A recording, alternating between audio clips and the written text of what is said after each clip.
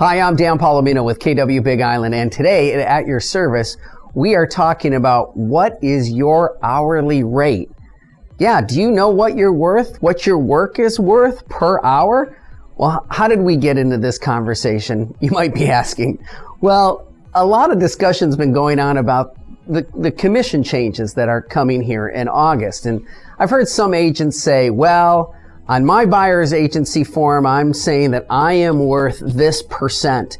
They're putting in a percentage of the purchase price. I've heard some agents say, I'm going to just put in a flat fee of this is what I am worth in the flat fee. And then I've heard some other people say, you know what? I'm going to charge buyers by the hour. I'm going to do an hourly rate, which I thought was kind of interesting. And I started scratching my head and I'm thinking, well, how do you know what you're worth per hour? And then I stumbled on this little easy equation. And so here's what you do. You take your gross salary for last year. What did you make gross? Okay?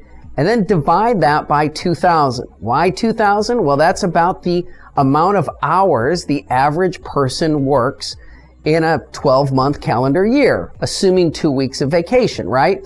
We're thinking that the average person works 40 hours a week for 50 weeks, which is 2,000 hours. And you say, well, Dan, in real estate, I work a lot more than 40 hours a week. True. So figure that out then. You may be more than 2,000. But for this example, let's say that you made your gross salary for last year was $200,000.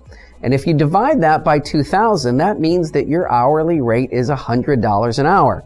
So on that buyer's agency agreement, you might say, I'm going to charge these buyers $100 an hour.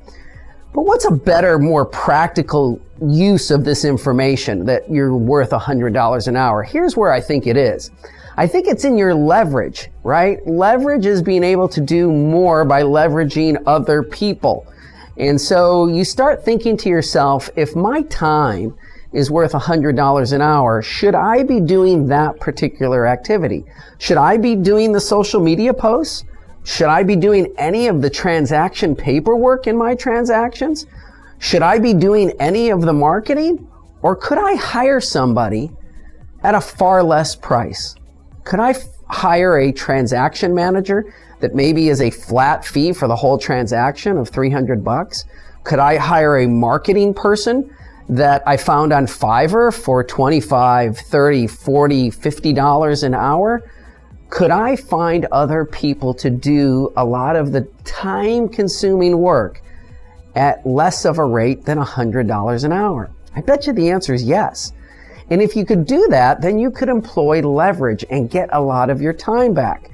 So as you're going about your next 6 months of business, start asking yourself, what is my hourly rate? What am I worth? And should I be doing that particular activity? Or should I be employing leverage and having someone else do that on my behalf so I can spend more of my time on the high dollar producing activities? That's what I've done in my business. You should try it too. And if you need any help in anything that you're doing, we are always happy to be at your service.